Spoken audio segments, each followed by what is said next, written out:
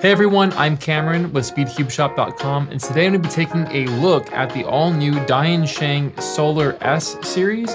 We have a 3x3 and also a 2x2. Let's go ahead and dive in and see how they compare.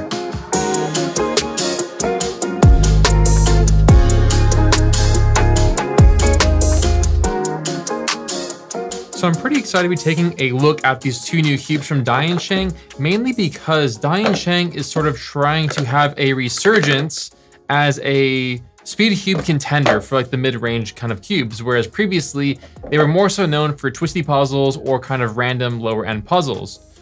So today we have the new Solar S series, which is going to be a upgrade of the previous DianSheng Magnetic series. These came out pretty quickly after the original series did, which is pretty surprising. So I'm curious to see what sort of upgrades we have in here that would be worth such a quick update. So off the bat, I did mention these are supposed to be contending directly with the MoYu RS series. So I do have the RS2M and the RS3M 2020 here to go ahead and give a quick comparison to. Before we go ahead and dive into the cubes themselves, I'm gonna run you through the specs. I know that some of you guys love knowing all of your cube specs. So off the bat, for the Solar S, we have a weight of 82 grams and is 56 millimeters. The 2x2 is 68 grams and is 50 millimeters. So overall, pretty generic. I do really like the finishes on these. They're a very nice gloss, which is something that I think we kind of were getting away from for a little while in favor of all of the frosted. So they look really nice. The one downside though is that you can see a lot more of the scratches on the pieces because again, when these typically with budget cubes, you can see more scratches because they're kind of slid all across the assembly line, just like that. So in the box with the 3x3, we do have these additional caps. It's not yet clear if these caps will be included with the final version, but they just are an optional design. If you do prefer, I guess, the feel / look of those. We do have an accessory box. And let's see what is in here. Nothing. So I'm assuming there will be something in here at some point, or maybe it's just a placeholder to keep the packaging in place. So that was actually pretty funny. I was not expecting that. Oh, these are actually, yeah, whole center pieces with the caps because of the different designs. So I guess you would have to swap out the entire centerpiece if you want this kind of capped look. Looking at the 2x2, you do get a cube stand with it, which says DianSheng, pretty basic. And looking at the accessory box, you have a screwdriver and a solve guide. So again, pretty basic stuff.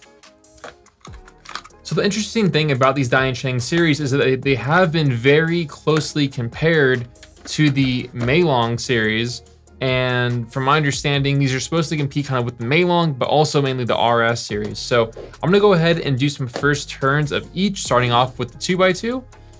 First impressions is that it has a pretty solid feel. It doesn't feel too heavy, but also not too light. I do like that it feels a little bit like less dense than what the RS2M does. This guy weighed quite a bit and definitely has a more heavy feel. So doing first turns, really nice. It actually flows really easily and is really fast. I mean, you can see I'm just like barely flicking it and I'm getting like a full 360. This is insane how fast this is. These have not been lubricated, by the way. Looking at the pieces halfway, I did notice that we have sort of a unique piece design. I'm gonna try to see if Carlos can zoom in on that.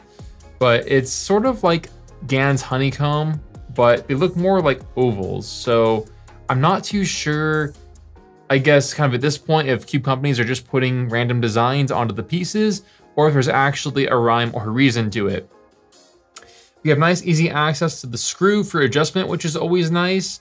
And again, the color scheme looks really nice and vibrant, which is gonna be the same thing for the 3x3. So we have the white, yellow, green, blue, orange, red. Corner cutting is very impressive. On the factory tensions, I'm able to very easily corner cut at 45 degrees, which for a 2x2 is really nice because it's very common to overshoot. I will be honest though, the turning speed is very overwhelming out of the box. So I would definitely need to slow this down with something like Controlius, which is now rebranded as being Cosmos. I mean, honestly, if you can handle or want a really fast 2x2, it doesn't get much faster than this. This is one of the fastest 2x2s I've ever felt, compared to the RS2M being a lot more controllable, a lot more clacky, and looser. So these kind of both have their own flaws. Now the 3x3 is the one I'm really interested in. Again, looking at the color scheme, same as the 2x2, but looks really nice in the checkerboard pattern. The turning is really unique on this one. It feels sort of like a GAN cube, and it is interesting that we have that kind of GAN-inspired center cap with the rounded bezel, but it feels really nice. It reminds me of like the GAN RS, but faster, easier to turn, and the corner cutting is better. That's not a good sign. So hopefully that cap was just not installed correctly. Ooh. So actually that cap like barely snaps into place. So I don't know if that's just a thing with the temporary model that I have. I do know that DianSheng is focusing on lots of stuff with the center cap. So we'll see what they come up with. Again, corner cutting is really good. Very easy at 45 degrees, which has become the standard like we always talk about. It's very loose though, out of the box. That's the one thing I'm not really liking. And I am wondering that with setup, if you tighten it down too much, how much is that going to play a role on impacting the turning speed and the corner cutting? So that will be something that I'm gonna be looking at in the final review. Looking at the center like mechanism, it looks like we do have some form of dual adjustment, but I don't yet have the tool for that. So again, I'll try to see if maybe we can get an up close shot on that. But I think that maybe in the final version, we'll have the tool that comes with it to go ahead and make that adjustment. So I will be making a full review on this when that time comes. For now, we're just kind of taking a first look comparison compared to the RS. I do really like this. I mean, honestly, I kind of like it more than the RS3M 2020, which this guy's been really hard to beat. So I do really like the feel of this. It is nice that the RS3M is a bit more tighter and confidence inspiring.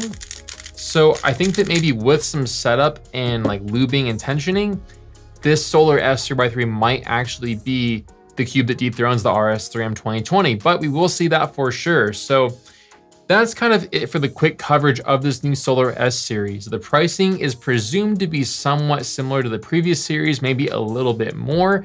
This will all be confirmed in the later video that I have coming out for you guys, so be sure to subscribe and ring the notification bell to be updated when that is released. Hope you all enjoyed this quick look, and I will see you all in the next video. Thank you for watching.